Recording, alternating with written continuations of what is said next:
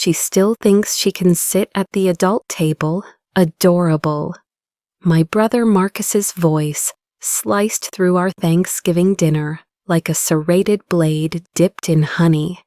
23 relatives turned to stare, their forks suspended midway between plates and mouths. He stood at the head of the table, his West Point class ring catching the candlelight as he raised his wine glass higher. To my little sister Sarah, may she finally find a real job instead of playing soldier in the National Guard. The crystals sang as glasses met. Laughter rippled through the dining room, nervous titters from the cousins, hearty guffaws from the uncles who'd served in Vietnam, even a small smile from Mom who tried to hide it behind her napkin. I sat frozen, my hands gripping my own untouched glass so tightly I thought it might shatter. The burgundy wine inside trembled, mirroring the rage building in my chest.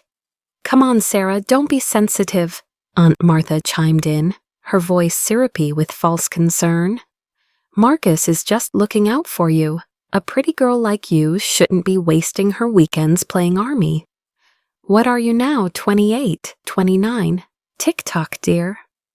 I was 31. She knew that. The dining room of my parents' colonial house had never felt smaller. Family photos lined the walls, a shrine to Marcus's achievements, his West Point graduation, his Ranger School completion, his promotion to captain. In the corner, barely visible, hung my basic training graduation photo. Mom had put it there to be fair, but it looked like an afterthought, crooked and dusty. "Actually," I started, my voice barely above a whisper. "I just got back from—" "Oh, that's right," Marcus interrupted, his tone dripping with mock enthusiasm. "Everyone, Zara just returned from her little deployment. What was it? 2 weeks of training at Fort Jackson? Must have been rough, all those PowerPoint presentations." He turned to our father, a retired colonel whose approval was the family's most coveted currency. "Remember when I told you about my deployment to Kandahar, Dad? Actual combat operations, not this weekend warrior stuff." Dad nodded, his eyes never leaving Marcus. "Real soldiers make real sacrifices, son. You've made us proud. Real soldiers." The words hit me like shrapnel. I'd just spent 8 months in Kuwait, running convoy security operations while rockets fell like deadly rain. My uniform still smelled of diesel fuel and desert sand, but to them I was playing dress-up. "Sarah works at Target," my cousin Jessica added helpfully, as if anyone had forgotten. "At least it's management now, right? Assistant manager?" "Department supervisor," I corrected quietly. "Overnight shifts." "Because she needs flexible hours for her hobby," Marcus explained to the table, making air quotes around the last word. "The National Guard, 1 weekend a month, 2 weeks a year. It's like Civil War reenacting, but with better costumes." The room erupted in laughter. Even Grandma, who usually stayed neutral in family dynamics, chuckled into her green bean casserole. I looked around the table, searching for one sympathetic face, one person who might understand. Nothing, just 23 faces glowing with wine and judgment, unified in their dismissal of everything I'd sacrificed to serve. "Marcus," Mom said gently, "be nice to your sister. She's trying her best, like I was a toddler learning to tie shoes, not a staff sergeant with 3 deployments under her belt." But they didn't know about all 3. I'd learned early that sharing my achievements only invited comparison to Marcus's greater ones. "I'm being supportive," Marcus protested with theatrical innocence. In fact, I forwarded her some information about a direct commission program. Maybe if she applies herself, she could become a real officer, like me. He winked at our father, though between us, I doubt they'd accept someone who's been playing part-time soldier for so long. The Army wants warriors, not weekend hobbyists. That's when I noticed his wife, Patricia, filming on her phone. "This is hilarious," she giggled. "Wait until the other Army wives see this. Marcus roasting his wannabe sister." Wannabe. The word echoed in my head as I carefully set down my wine glass. My hands had stopped shaking. Something inside me had crystallized, hard and clear as diamond. I looked at each face around the table, these people who shared my blood but had never seen my worth, who confused volume with value, proximity with accomplishment. "You're right, Marcus," I said, my voice steady now. "I should aim higher." He beamed, mistaking my calm for capitulation. "That's the spirit. Maybe I can put in a good word for you at—" "No need." I stood, folding my napkin with military precision. "I can handle my own career. Enjoy your dinner, everyone." "Oh, don't be dramatic," Dad said, his first direct words to me all evening. "Your brother's just trying to help. Sit down and eat your turkey." But I was already walking away, my footsteps silent on the thick carpet. Behind me, I heard Marcus's voice, loud and confident. "She'll be back. Sarah always comes back. Where else would she go?" The sharpest wounds aren't inflicted by enemies. They're carved by family, served with gravy and second-hand shame. I sat in my car outside my parents' house, watching through the dining room window as my family continued their feast.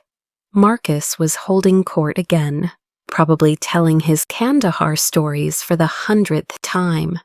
The ones where he single-handedly saved his unit. The ones that got more heroic with each telling. I'd heard them all before, just like I'd heard every story about Marcus since the day I was born, 3 years after him. "Your brother walked at 9 months, Mom would say.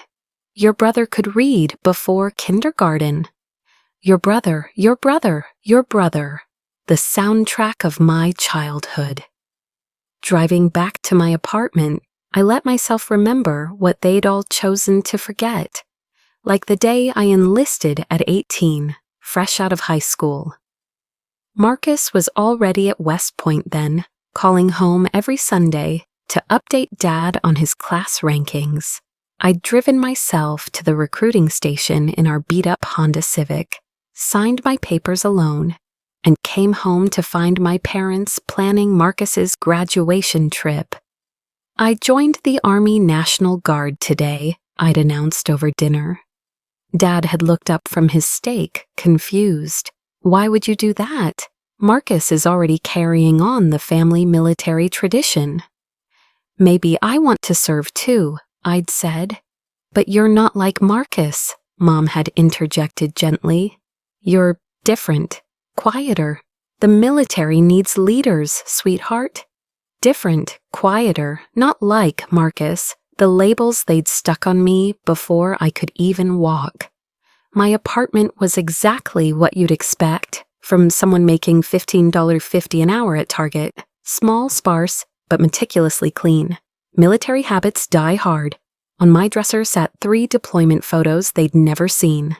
Kuwait 2018, Iraq 2020, Kuwait again in 2023. In each one, I stood with my squad, the real family who'd had my back under rocket fire. I pulled out my laptop and opened the email Marcus had mentioned at dinner. He'd forwarded it 2 weeks ago with his typical condescension. "Saw this and thought of you. Maybe it's time to stop playing weekend warrior and join the real army." Playing weekend warrior. He had no idea what those weekends cost me. The Friday nights racing from Target to the Armory, changing from retail polo to ACUs in gas station bathrooms. The Sundays returning, exhausted from field exercises, to work overnight inventory.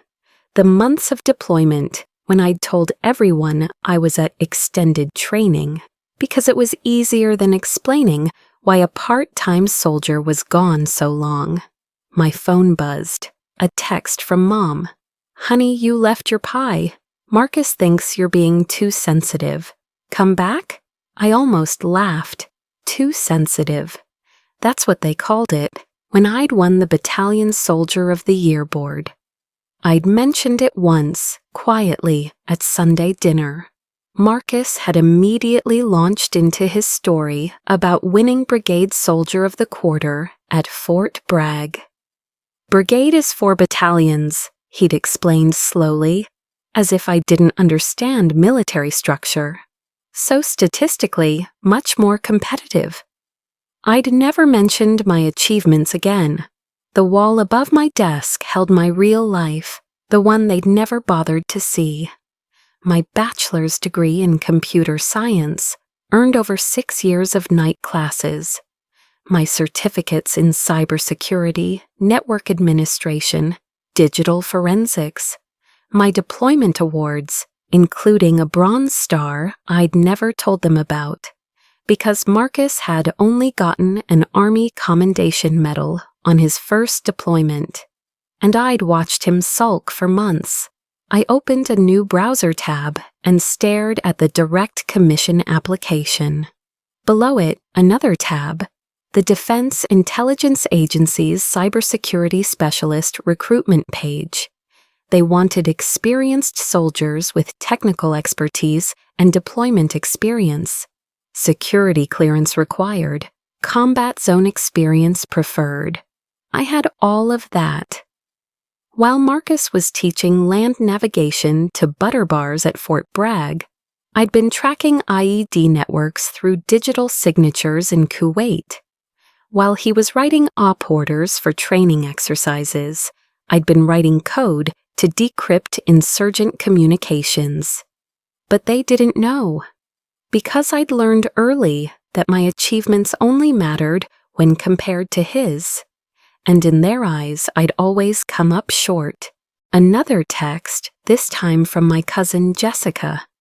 "Your brother's telling the story about when you tried to rappel at his commissioning ceremony and froze halfway down LOL. I remembered that day. I'd been terrified of heights, but wanted to try. The rappel tower West Point had set up for families. I'd frozen, yes, for about 30 seconds. Then I'd continued down, conquering my fear with shaking hands and gritted teeth.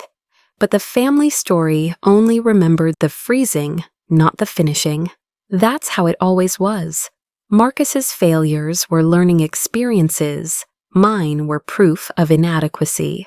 His struggles were temporary. Mine were permanent character flaws.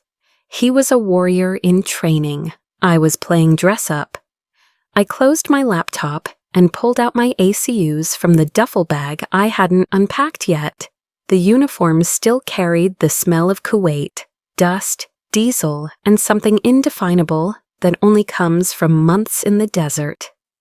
My name tape read Chen, our family name that Marcus wore like a crown, and I wore like an apology.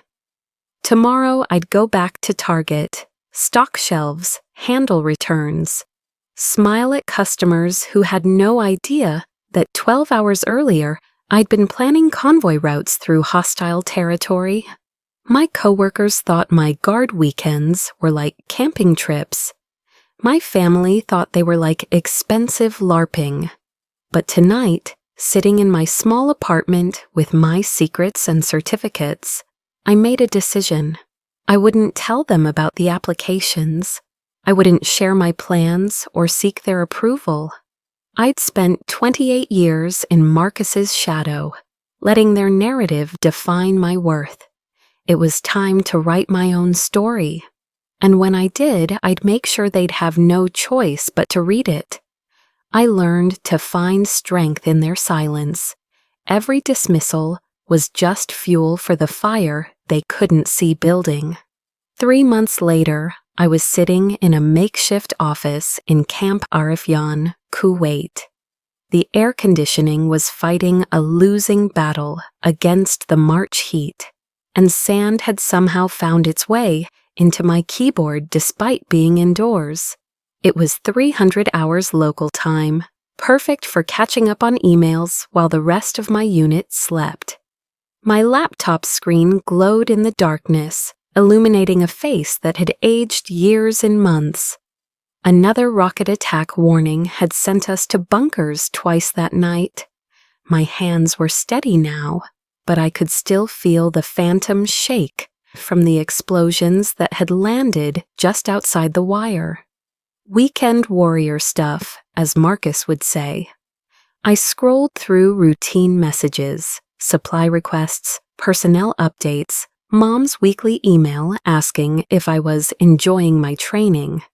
Then I saw it, an official Army email about a direct commission program for cyber operations officers. My clearance level and security settings had flagged me as a potential candidate. The requirements read like my resume: bachelor's degree in computer science or related field. Check. Active security clearance. Check. Deployment experience in intelligence or cyber operations. I smiled grimly, running network security for a forward operating base while rockets fell probably counted. Then I scrolled down and saw Marcus's forwarded message from 2 weeks prior. I'd ignored it at the time, too angry to read his condescension. Now, in the pre-dawn darkness of Kuwait, I opened it. Sarah, saw this cyber officer program and thought of you. I know you've been struggling to find direction since your deployment got extended. Mom told me about your target situation. Rough that they couldn't hold your position. This might be your chance to finally make something of your military service. Fair warning, it's highly competitive. We had 3 West Point grads apply from my battalion alone. But maybe your computer hobby could help? I remember you were always good with the family desktop. If you need help with the application, let me know. I've mentored several soldiers through OCS packets. You'll need someone who understands what the board is looking for. It's not just about technical skills. It's about leadership potential, warrior ethos, the intangibles that separate real officers from technicians. Also, Patricia is pregnant, going to be a boy. Dad's already calling him the future General Chen. Take care of yourself out there at wherever they have you doing your annual training. Marcus P.S. Try not to freeze up during the board interview like you did on that rappel tower. I read it 3 times, each word stoking a fire that had been building for 31 years. Computer hobby. Annual training. Struggling to find direction. He had no idea I was in Kuwait. No idea I'd been extended, not for 2 weeks, but for 8 months. No idea that Target hadn't held my position because I'd chosen deployment over retail management. My fingers hovered over the keyboard, ready to write the response I'd composed 1,000 times in my head. The one where I told him about the missiles, the intelligence work, the Bronze Star. The one where I laid out every achievement he'd dismissed, every sacrifice he'd minimized. Instead, I opened a new tab. The Defense Intelligence Agency's website loaded slowly on our secured network. Their Cyber Operations Specialist program was even more exclusive than the Army Direct Commission. They wanted warriors who could code, hackers who could shoot, soldiers who understood that modern warfare happened in server rooms as much as on battlefields. I started typing my application, the words flowing like water through a broken dam. Every skill I'd hidden, every achievement I'd downplayed, every moment I'd chosen. Silence over self-advocacy, it all poured onto the screen. Programming languages mastered during midnight shifts. certifications earned on deployment, the intelligence network I'd helped build that had prevented 3 attempted breaches of our base's systems. Outside, the call to prayer echoed across the desert. My roommate, Sergeant Martinez, stirred in her bunk. "Chen, you still up?" "Just handling some paperwork," I said. "You should sleep. Convoy brief at 600. But I couldn't sleep. Not now.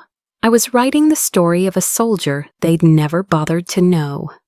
Staff Sergeant Sarah Chen, who'd enlisted at 18, not to follow her brother but to forge her own path. Who'd earned her degree 1 credit at a time between missions. Who'd deployed 3 times while her family thought she was at summer camp. I uploaded my transcripts, summa cum laude, though I'd skipped graduation to deploy, added my certifications, CISSP, CEH Security Plus. My deployment records, Kuwait, Iraq, Kuwait again.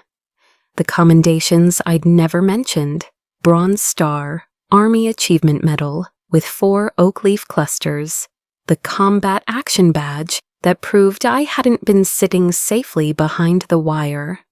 Then I wrote my personal statement, not about Marcus, not about proving anyone wrong, but about a vision of warfare where keyboards were weapons and code was ammunition, about the future of military intelligence in an interconnected world, about service that happened in shadows and servers, protecting America in ways most people would never understand. By the time I hit submit on both applications, the sun was rising over the Kuwaiti desert. My shift started in an hour. In 12 hours, I'd be analyzing intercepted communications. In 24 hours, I'd be planning another convoy route through hostile territory.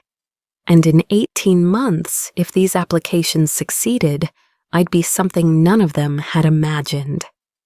I closed my laptop and prepared my gear. Martinez was right. I needed sleep. But for the first time in years, I felt truly awake. I'd spent too long letting their narrative define me. Weekend warrior, part-time soldier, Marcus's disappointing sister, they could keep their stories. I was writing a new one. That night, I sent one email home. Deployment extended again. Everything's fine. Give my love to everyone. No mention of the applications, no hint of my plans. Let them think I was playing soldier in the sand. I didn't need their permission to transform. I just needed to stop asking for it. 18 months. That's all it took to become unrecognizable. To everyone who thought they knew me. The acceptance letters came within days of each other. First, the direct commission to Cyber Operations Officer, Captain Chen, effective immediately upon completion of training. Then, the one that made my hands shake, the Defense Intelligence Agency's Cyber Warfare Specialist position. Both wanted me to start immediately after my deployment ended. I told no one. "How's Target treating you?" Mom asked during our monthly video call. I was sitting in my Pentagon office, 3 monitors displaying classified intelligence feeds behind me. I'd positioned my laptop camera to show only a blank wall. "Can't complain," I said, watching North Korean cyber activity spike on screen too. "Management's keeping me busy."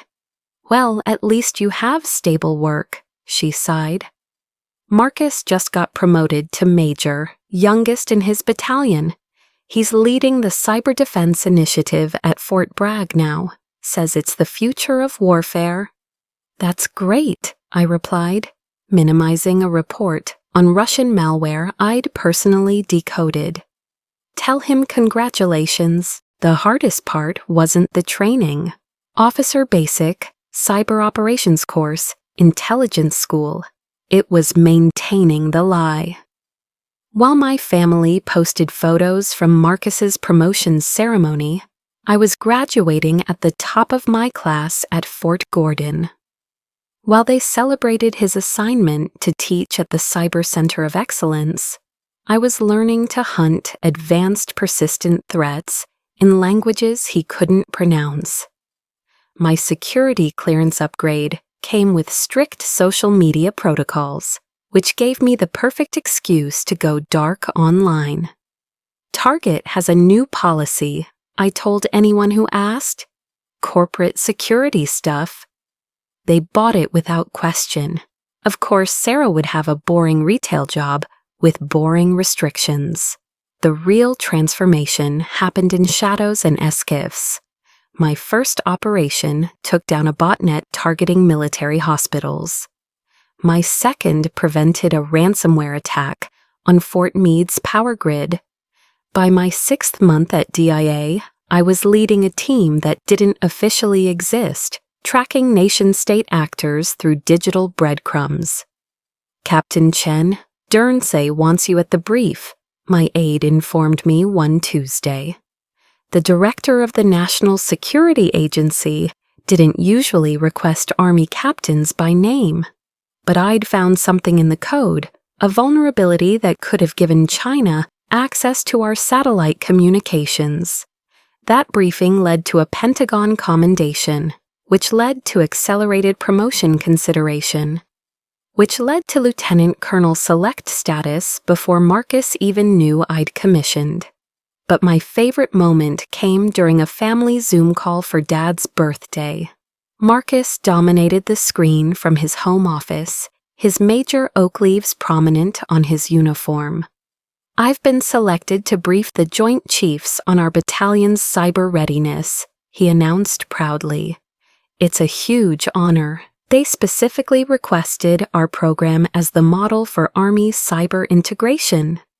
That's wonderful, honey, Mom gushed. Sarah, isn't that impressive? I unmuted myself from my apartment, or what they thought was my apartment. I was actually in a hotel in Brussels, preparing for a NATO Cyber Defense Summit. Very impressive, I said sincerely. And it was. Marcus was good at his job. He just wasn't the only Chen who understood cyber warfare. You look tired, Sarah, Patricia observed. Marcus's wife always finding subtle ways to dig. Night shifts must be brutal. Have you thought about finding something with better hours? I'm managing, I said, not mentioning. I looked tired because I'd been up for 36 hours, preventing a hospital system hack. The schedule works for me. Still doing your guard weekends? Uncle Robert asked. Or did you finally quit that? Still serving, I confirmed. They didn't need to know my weekend warrior status. Now came with a Pentagon badge and a parking spot closer than Marcus would ever get. The hardest test came when I ran into someone from Marcus's unit at a classified briefing. Major Thompson did a double take when he saw my name tag. Chen, you're not Marcus Chen's sister? I am, I said carefully. But you're... He gestured at my uniform, the lieutenant colonel ranks, the badges he couldn't identify. Marcus never mentioned you were commissioned, or at Jesus, is that a DIA badge? We don't talk shop much, I said. Family time is family time. He left confused, but I knew he wouldn't say anything. The first rule of intelligence work, you don't discuss what you don't understand. My apartment became a strange museum of two lives. Target name badges in one drawer, challenge coins from 3-letter agencies in another. Family photos where I stood in Marcus's shadow, next to certificates documenting security clearances they couldn't imagine. The bronze star I'd never mentioned sat in a box under deployment photos they'd never see. Jessica posted constantly about Marcus's achievements. So proud of my cousin, the youngest major in his battalion. Marcus leading the future of Army cyber. The Chen family military legacy continues.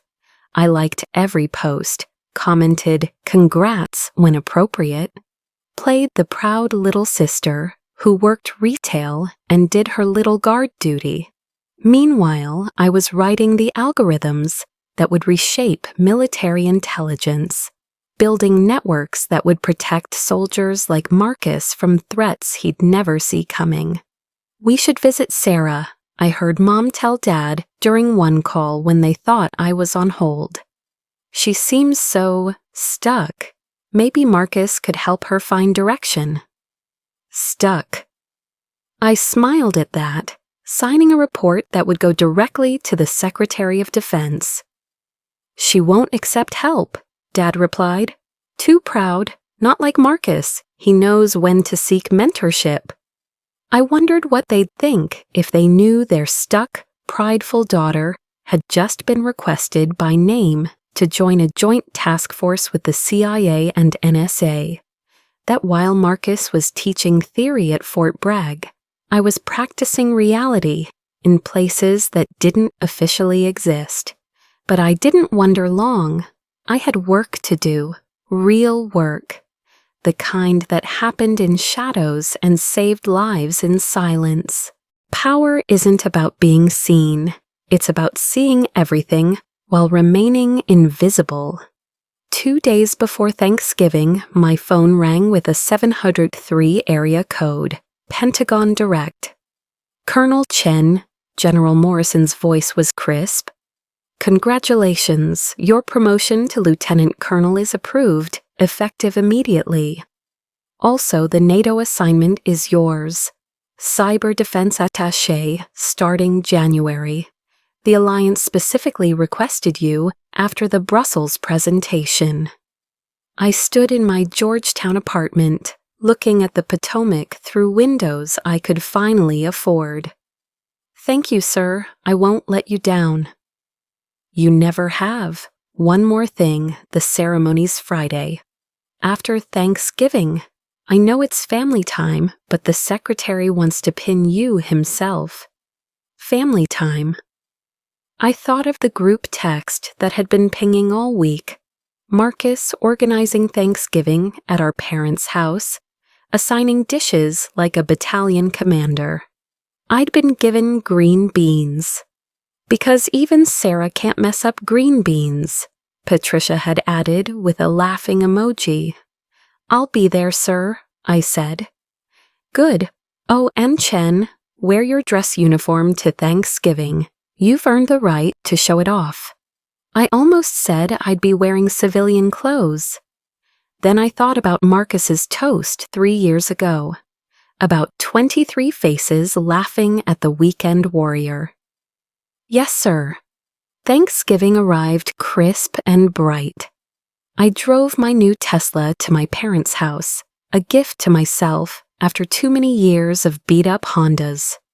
The Pentagon parking sticker caught the light as I pulled into the driveway, behind Marcus's Ford F-150 with its Army Strong decals. I could hear voices inside, Marcus's carrying over everyone else's.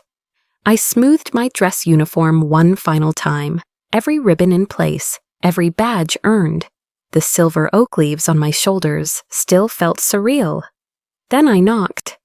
Mom opened the door, her smile freezing mid-welcome. "Sarah, why are you... is that..." "Hi, Mom. Happy Thanksgiving." I walked past her into the living room where the family was gathered. The conversation died like someone had pulled a plug. 25 faces turned to stare. Marcus stood by the fireplace, mid-story, his major's uniform suddenly looking less impressive. "Sarah's here," Cousin Jessica announced unnecessarily. Then, confused, "In uniform?" Dad stood slowly from his recliner, his colonel-retired eyes scanning my ribbons with practiced precision. His face went through several expressions before settling on shock. "Lieutenant Colonel?" he said faintly. "Effective yesterday," I confirmed, setting down the green beans I'd still brought. "Sorry I'm late. Traffic from D.C. was rough." "D.C.?" Aunt Martha echoed. "But you live in..." I transferred. Easier commute to the Pentagon. The silence stretched like a held breath. Marcus hadn't moved, his West Point ring catching the light, as his hand gripped his beer bottle. "That's," Mom started, then stopped. "When did you—" "Commission, about 18 months ago, direct commission to cyber operations." I accepted a glass of wine from Uncle Robert, who was moving on autopilot. "The Defense Intelligence Agency recruited me after Kuwait." "The DIA," Marcus's voice cracked slightly. "But you need clearances, credentials." "Had them. The 3 deployments helped, plus the computer science degree." I sipped my wine, keeping my tone conversational. "The Bronze Star probably didn't hurt either." Patricia laughed nervously. "Bronze Star? Sarah, that's not something you joke about." I turned to her with polite confusion. "Why would I joke about it?" Dad found his voice. "You were deployed 3 times? Kuwait, Iraq, Kuwait again. 8 months each, not 2 weeks." I smiled at Marcus. "Remember that email you sent during my last deployment? About the direct commission program? I should thank you. I might not have applied without your encouragement." Someone's phone buzzed, then another and another. "Holy shit," Jessica whispered, staring at her screen. "Sarah, your name's on the DoD website. Lieutenant Colonel Sarah Chen, to serve as NATO Cyber Defense Attaché." "Language," Grandma chided automatically, then added, "What's a NATO attaché?" "I'll be coordinating cyber defense operations for the Alliance," I explained, "working with our European partners to prevent digital attacks on military infrastructure." Marcus finally moved, setting down his beer with excessive care. "But you work at Target." "Worked, past tense, quit when I commissioned." I met his eyes steadily. "The night shifts gave me time to study for certifications. So ISP, CEH, bunch of others you probably learned about at the Cyber Center. Those are," he swallowed, "those are expert-level certifications. They take years?" 6 years, 1 certification at a time between deployments. I turned to Mom. "Remember all those times I couldn't make Sunday dinner? I was in certification courses, or deployed, mostly deployed." Uncle Robert, a Vietnam vet who understood ribbons, pointed at my chest. "Is that a combat action badge?" "Rockets in Kuwait, convoy operations." I kept my voice neutral, matter of fact.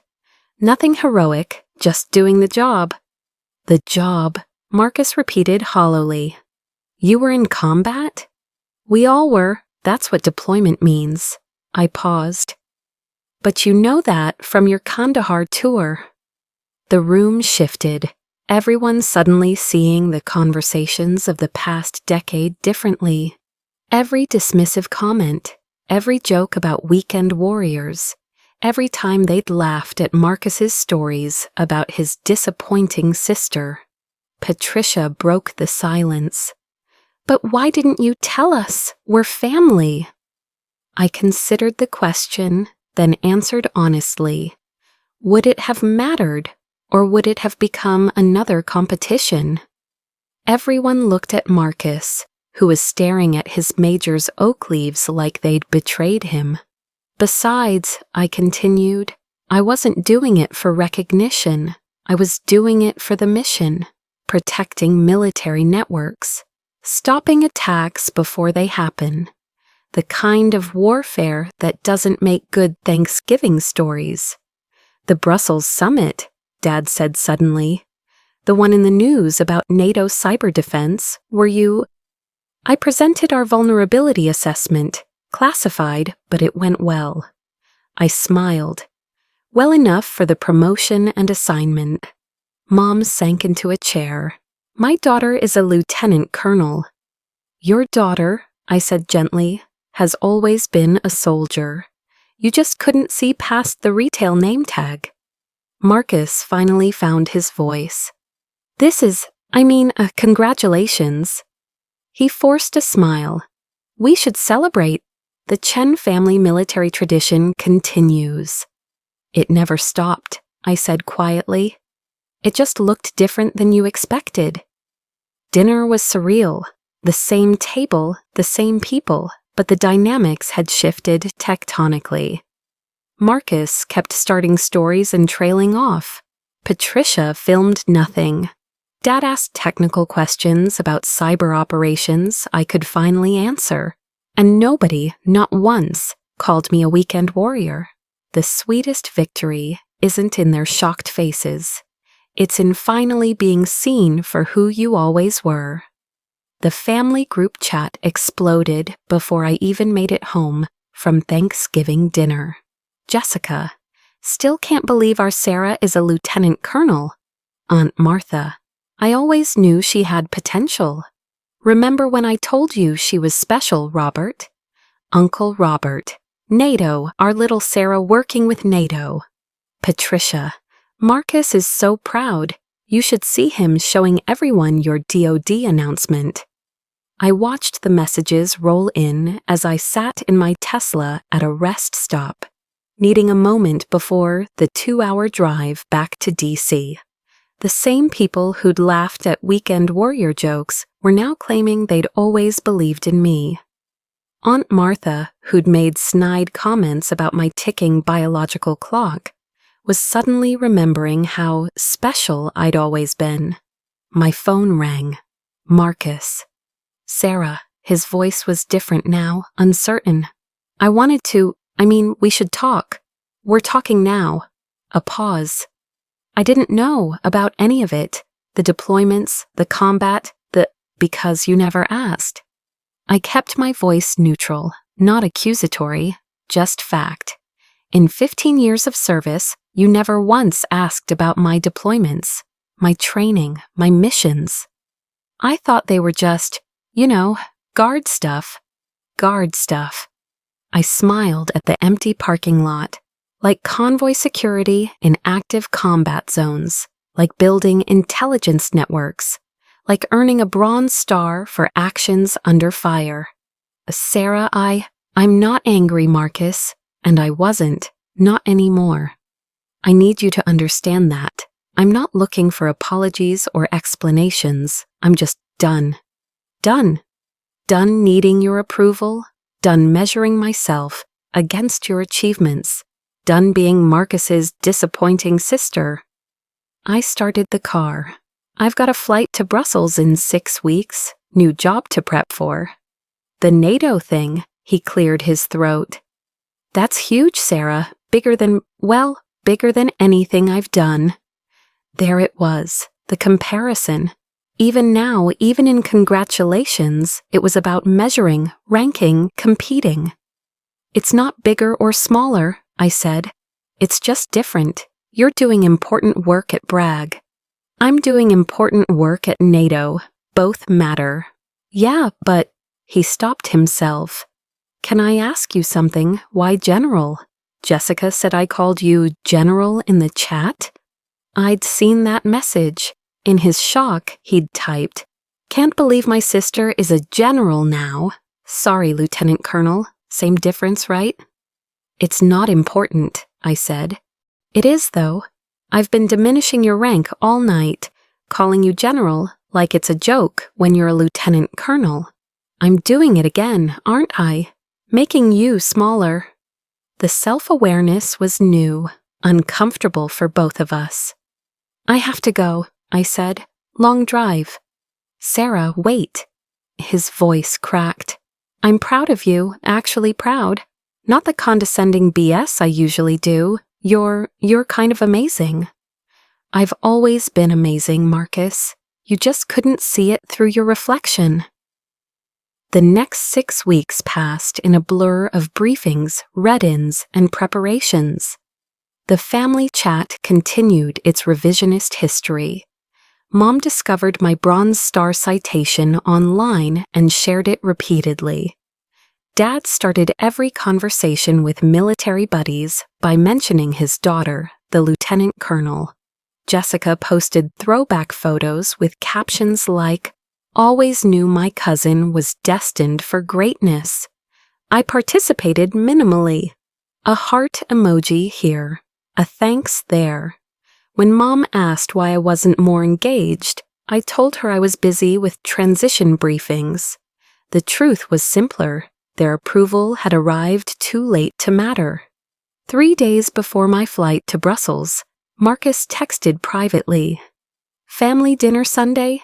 Before you leave, I want the kids to meet their Aunt General properly." Aunt General. The nickname had stuck, morphing from his initial shock into something approaching respect. Or maybe it was his way of processing that his little sister now outranked him. "Can't make it," I replied. "Final briefings at the Pentagon." It wasn't entirely a lie. I did have briefings, just not on Sunday. The morning of my departure, I stood in my empty apartment. Everything I couldn't take was in storage. My old life, Target name badges, deployment photos they'd never asked about, the bronze star they'd never known existed, packed away like artifacts from another person's existence. I opened the family chat one last time and uploaded a single photo. Me in my dress uniform at my new NATO office, American and Allied flags behind me. The Lieutenant Colonel Oak leaves prominent on my shoulders. "Thank you all for your support," I typed. "Your faith in me has meant everything." The responses were immediate and effusive, everyone claiming they'd always known, always supported, always believed. I watched them pour in for exactly 60 seconds, then archived the chat and turned off notifications. At Dulles Airport, my phone rang. "Mom." "Sarah, honey, we're so proud. Dad's telling everyone at the VFW about your assignment." "Did you see Patricia's Facebook post? She called you a warrior goddess." Warrior goddess, from the woman who'd filmed my humiliation 3 years ago. "That's nice," I said, watching planes taxi on the runway. "I need to board soon." "We were thinking of visiting Brussels. Marcus found a military discount for flights. We could make it a family trip, see your new office, meet your colleagues." "I'll be pretty busy, Mom. Maybe later?" "Oh." The disappointment was palpable. "Well, we'll be following your career. Dad set up Google Alerts for your name." Google Alerts. After 31 years of indifference, they'd discovered search engines. "That's nice," I repeated. "I really do need to go." "Sarah," Mom's voice dropped. "We weren't very good to you, were we? All those years." The honesty surprised me. "You loved Marcus. That's not a crime." "We loved you too. We just didn't see you." "No," I agreed. "You didn't." "Can we start over when you come home for holidays?" I thought about it, really considered what starting over would mean. More dinners where they'd overcompensate. More stories revised to paint themselves as supportive. More competitions with Marcus, just with shifted dynamics. "I'll be pretty busy with NATO," I said gently. "Holidays might be difficult." I boarded the plane to my new life, phone buzzing with messages I didn't read. As we lifted off, I looked down at the Capitol where I'd finally become myself. Not Marcus's sister, not the family disappointment, not the weekend warrior, just Lieutenant Colonel Sarah Chen, headed to serve her country on her own terms. Marcus texted as we reached cruising altitude. "Fly safe, General. Show NATO what a Chen can do." I smiled and turned off my phone. He still didn't get it. I wasn't showing NATO what a Chen could do. I was showing them what I could do, what I'd always been able to do. The difference mattered, even if he couldn't see it. I didn't need them to rewrite history. I just needed to stop letting their version define my future. 3 years later, I returned for Dad's retirement ceremony. The military transport from Brussels touched down at Andrews Air Force Base on a Thursday morning that smelled like rain and nostalgia. I'd coordinated my leave carefully. Arrive, attend the ceremony, depart. 48 hours in a life I'd outgrown. Marcus met me at the airport. He looked older, silver threading through his temples. His uniform bore new ribbons, but his eyes carried something heavier than medals. "General," he said, that nickname now permanent between us. "You look good. Brussels agrees with you." "It's Colonel," I corrected mildly, though we both knew I was on the list for full bird. "How's Fort Liberty treating you?" "Brag," he said automatically, then caught himself. "Sorry, old habits, it's fine. Teaching the next generation of cyber warriors." He paused. "Warriors who'll probably serve under you someday." We drove in his familiar F-150, now bearing lieutenant colonel rank stickers. The silence was different than before, not uncomfortable, just full of unspoken understanding. "I've been following your work," he said eventually. "The NATO Cyber Defense Framework you developed? We're teaching it at the schoolhouse. It's brilliant, Sarah. Revolutionary, actually."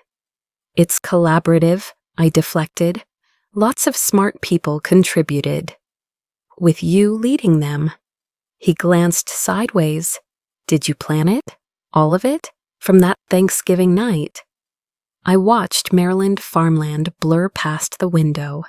The question he'd waited 3 years to ask. "Plan what?" I said. "Serving my country? Developing my skills? Building a career?"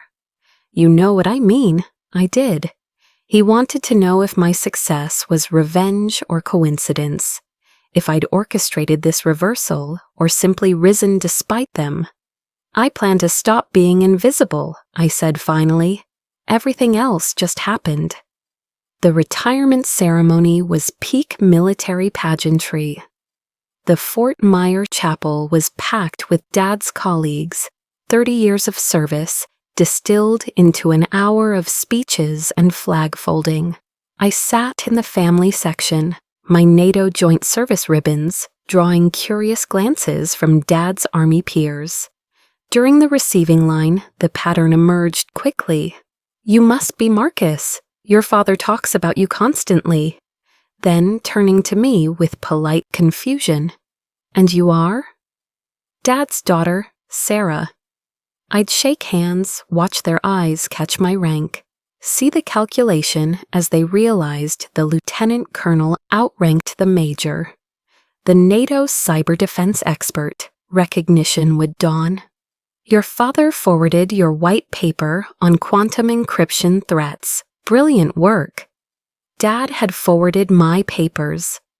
The man who'd once ignored my basic training graduation was now distributing my classified-turned-public research.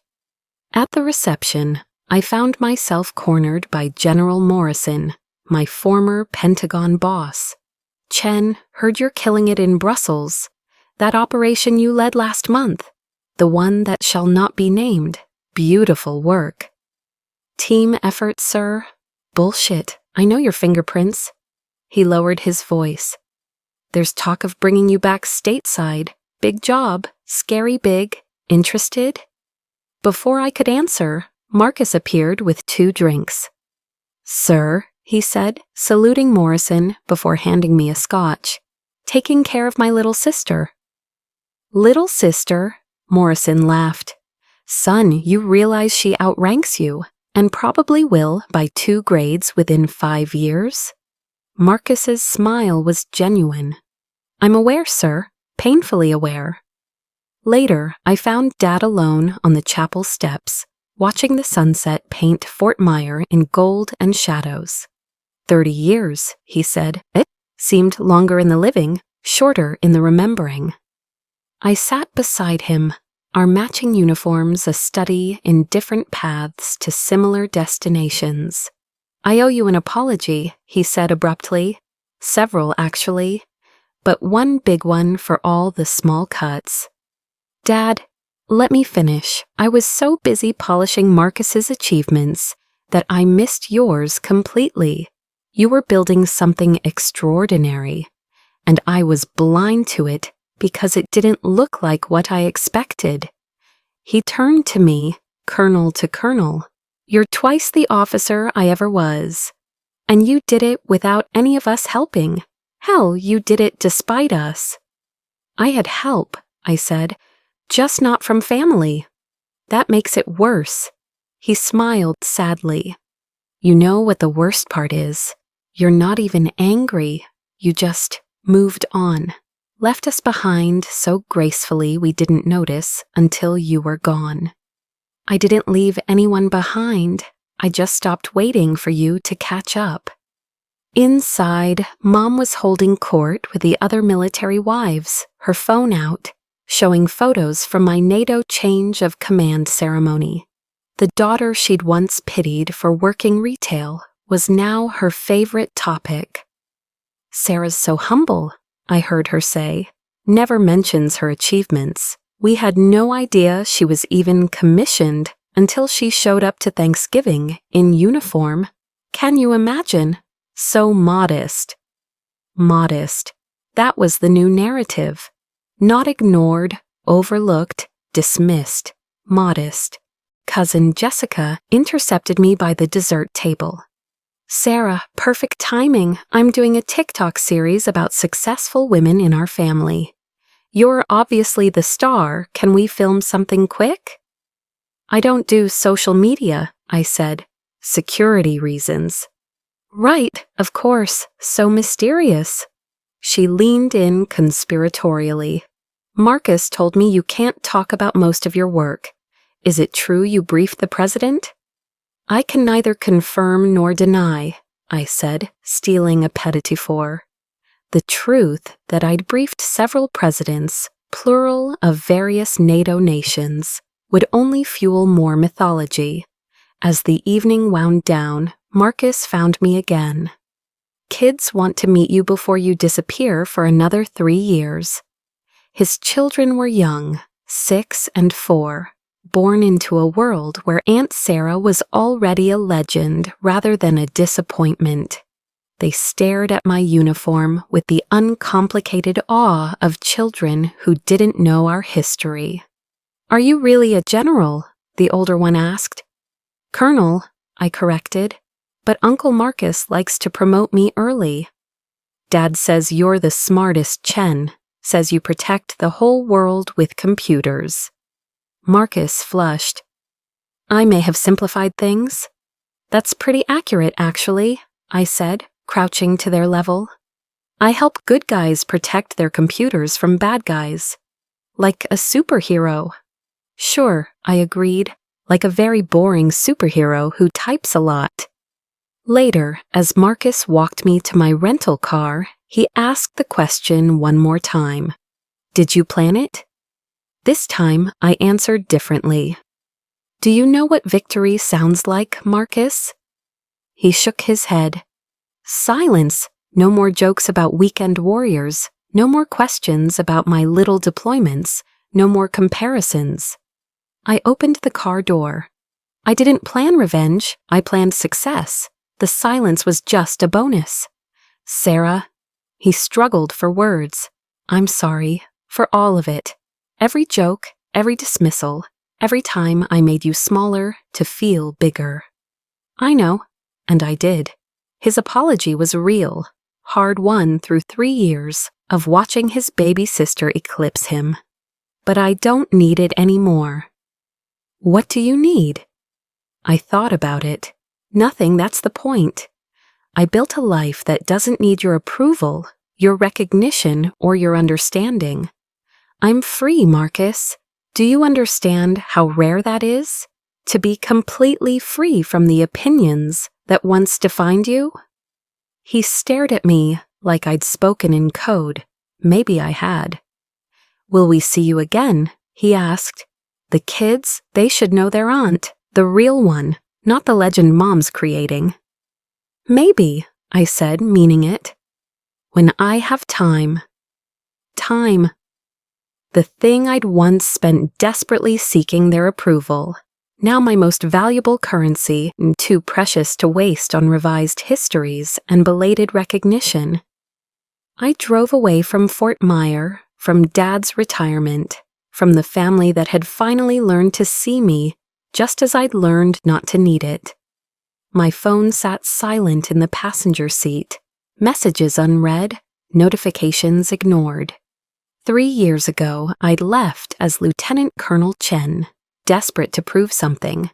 Tonight, I returned to Brussels as myself, no modifiers needed. Marcus still called me General in every message. The family still claimed they'd always known.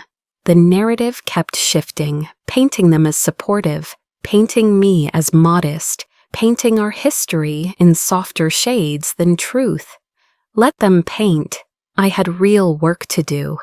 Dignity, I'd learned, wasn't in their recognition. It was in the quiet confidence of knowing your worth without needing anyone else to confirm it. It was in building something so undeniable that even blindness had to yield to sight.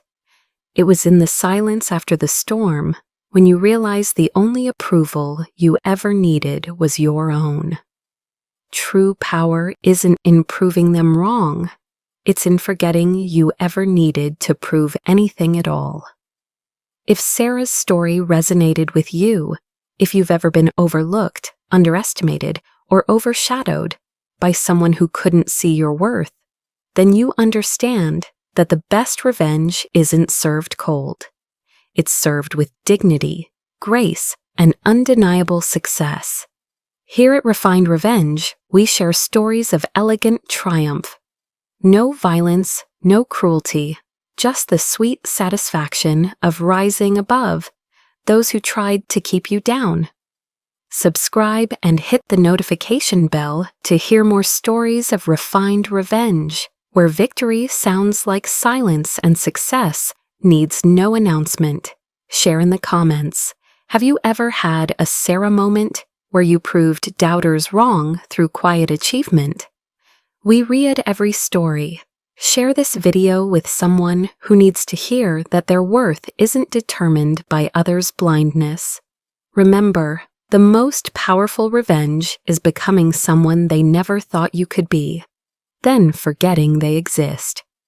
Next week, my ex-best friend stole my business idea, then begged me for a job.